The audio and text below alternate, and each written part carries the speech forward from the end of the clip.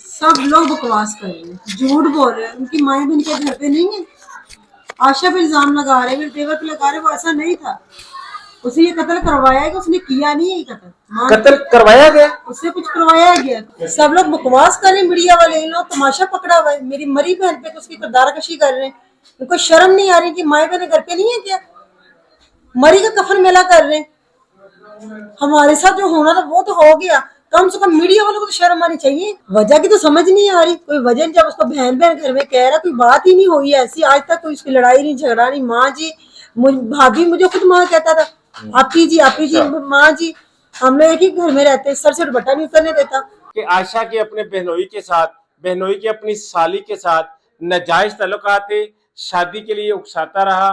जब वो ना मानी तो आखिरी दिन उसको कत्ल कर दिया। बिस्मिल्लाहिर्रहमानिर्रहीम। मैं हूं आपका होस्ट राना दिलशाद। नाज़रीन, इस घर में ईद के अगले दिन क़यामत गुजर गई। आयशा, जिसकी चंद ही घंटों के बाद शादी होने वाली थी, उसको कत्ल कर दिया गया। इसी घर से आयशा की डोली अपने ससुराल जानी थी, लेकिन इसी घर से आयशा को कफन में लपेटकर उसके ससुराल में ले जाया गया और वहां पर दफना दिया गया। मीडिया पर कई रोज से कई की इल्जामात भी लगाए जा रहे हैं। बहुत मुख्तलिफ तरह तरह की रंग बिरंगी गुफ्तगू भी की जा रही है कि आयशा ऐसी थी, बहनोई ऐसा था, इनके आपस में तल्लुकात थे। मेरे साथ मौजूद है मकतूला आयशा की बहन और मुलजम इकराम की जो भाभी मेरे साथ बैठी है। इनसे जानते हैं, ये आयशा को भी उतना जानती है, ये इकराम को भी उतना जानती है। तो सारी बात इनसे करते हैं कि असल हकीकत क्या है। जी बाजी, क्या नाम है आपका? सिद्रा इरफान। सिद्रा बहन, ये बताइएगा कि आयशा के और इकराम के तल्लुकात आपस में किस तरह के थे? बहन भाइयों वाले ताल्लुक थे। बहन मानता था इकराम और वो उसको भाई मानती थी। इससे ज्यादा कुछ नहीं था।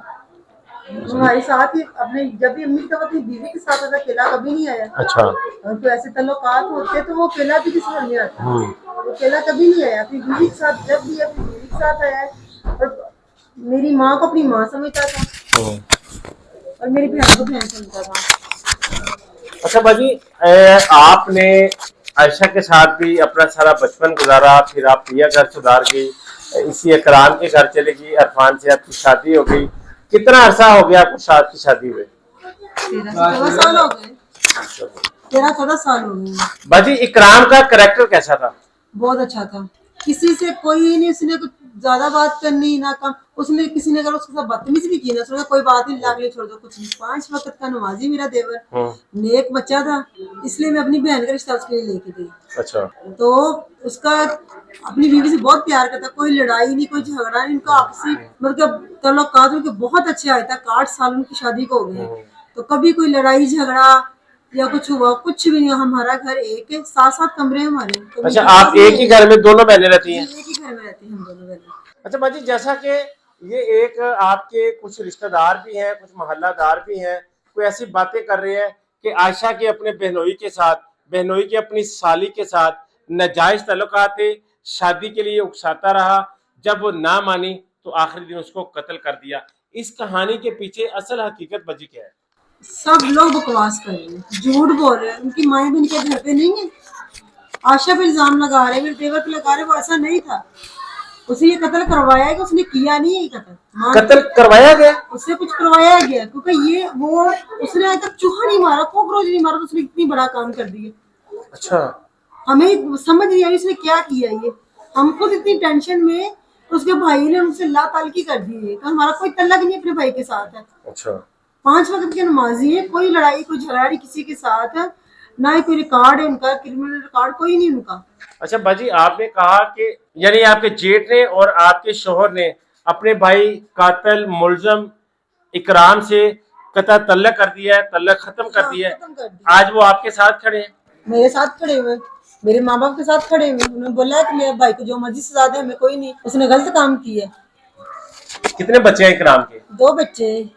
बाजी, एक सोशल मीडिया पर बात चल रही है, इकराम की जो बीवी है वो पैरालाइज है, उसका शोल्डर जो पैरालाइज है, इस वजह से वो इस तरह की हरकतें करता था। नहीं, कुछ भी नहीं, माशाल्लाह आपके सामने सेहत तंदुरुस्ती वाली है। मैंने यहाँ पर आके देखा तो माशाल्लाह ठीक है, देख ले, खूबसूरत भी है, पढ़ी लिखी है, ठीक ठाक है। मेरी बहन छोटी भी पढ़ी, वो भी पढ़ी लिखी है। सब लोग बकवास कर रहे हैं मीडिया वाले, इन लोग तमाशा पकड़ा हुआ है। मेरी मरी बहन पे उसकी किरदार कशी कर रहे हैं। उनको शर्म नहीं आ रही कि माए बहन घर पे नहीं है क्या? मरी का कफन मेला कर रहे हैं। हमारे साथ जो होना था वो तो हो गया, कम से कम मीडिया वालों को तो शर्म आनी चाहिए। ऐसी बातें करके इन लोगों ने हमारे जख्मों पे नमक छिड़का है। ये लोग ऐसी बातें करके मेरी बहन का आखिरत खराब कर रहे हैं, अपनी आखिरत खराब कर रहे हैं। मेरी बहन तो चली गई दुनिया से, उसका कफन मेला कर रहे हैं, चंद व्यूज के लिए कर रहे हैं ये लोग। उनको शर्म आनी चाहिए। इनकी माए बहनें घर पे नहीं है क्या इनकी भी माए बहनों के साथ ये हो, हादसे हो तो इनको पता चलेगा। इनके भी नजायज ताल्लुकात होंगे। मेरी बहन बिल्कुल पाक दामन थी, पाक दामन गई है। वो बहुत नेक बच्ची थी, 5 वक्त की नमाजी थी। आज तक उसने गैर मर्द को नहीं देखा। उसकी जो तस्वीरें पूरी मीडिया पे दिखाई जा रही है। बाजी देखिए, ये आप ही की फैमिली में से कुछ शख्स है ना जिसने मीडिया को तस्वीरें भी जारी की और आप उसको जानते भी हैं, उनकी वीडियोस भी बनी हुई है जो इस तरह की गुफ्तगू कर रहे हैं। यही नहीं ना पता चला किसने दी, कोई मान नहीं रहा कि तस्वीरें किसने दी, क्योंकि हम लोग ये मीडिया पे मामला लाना ही नहीं चाहते थे। जो सिर्फ इन्हीं हरकतों की वजह से इल्जाम तराशी करेंगे, बच्ची की किरदार कशी करेंगे, हम लोग ये नहीं चाहते थे। आज तक मेरा देवर इस घर में आया है ना, मेरी अम्मी को माँ जी, उसको बहन जी, एंड पे वो मेहंदी लगवाने गया। उसने कहा हमारी बहन कोई नहीं, आशा की शादी में हमने सारी खुशियां पूरी करनी है उसकी, तो इसलिए उसको साथ मेहंदी लगवाने गई है। उससे कुछ इंटरव्यू लिया, अगर हमें समझ ही नहीं आ रही हमारे साथ बन क्या रहा है। लोग बार बार कोई बात कुछ कर रहा, कोई बात कुछ कर, इन लोगों को तो इतनी शर्म बगैरतों को है कि मरे को तो छोड़ दें हम लोग। बाजी एक और पुलिस हिरासत में आपका जो देवर है इकराम, उसने कहा है कि रिश्ते का कोई तनाजा था, मेरे इनसे इख्तलाफात थे, मैंने इसी इख्तलाफात पर उसको कत्ल कर दिया। कोई कुछ भी नहीं था, हमें इसको समझ नहीं आ रही उसके साथ कौन मिला, किसी ने ब्लैकमेल करके करवाया है या किसी ने कोई उसने होशोबाज में किया, हमें कुछ समझ नहीं आ रही, क्योंकि हमारी अभी उससे बात नहीं हुई उस लड़के से। तो अगर उसने आज तक, मैंने आपको पहले भी बताया कि उसने कॉकरोच का चूहा तक नहीं मारा, तो उसने इतना बड़ा काम कर दिया, लड़की का कत्ल कर दिया। लेकिन देखिए आपकी बहन को तो उसने कत्ल कर दिया। वही ना, मेरी बहन को तो कत्ल कर दिया उसने। आखिर इसके पीछे कोई ना कोई वजह होगी। वजह की तो समझ नहीं आ रही कोई वजह। जब उसको बहन घर में कह रहा, कोई बात ही नहीं हुई ऐसी, आज तक कोई उसकी लड़ाई नहीं, झगड़ा नहीं। माँ जी, भाभी, मुझे खुद माँ कहता था आपी जी, माँ जी, हम लोग एक ही घर में रहते, सर से दुपट्टा नहीं उतरने देता।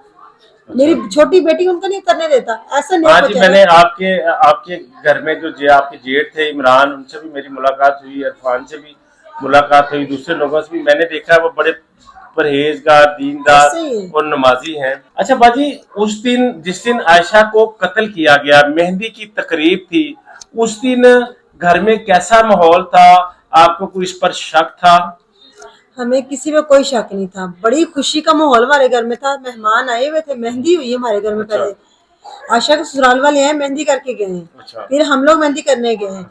यहाँ पे डांस हो रहा है, बच्चे सारे वो खुद मिलके कर रहा है डांस, लड़का जिसने कत्ल किया है डांस कर रहा है, सब लोग मिलके गाने गा रहे हैं, सब लोग बड़ी खुशी खुशी। घर में ना पूरा माहौल खुशियों का था।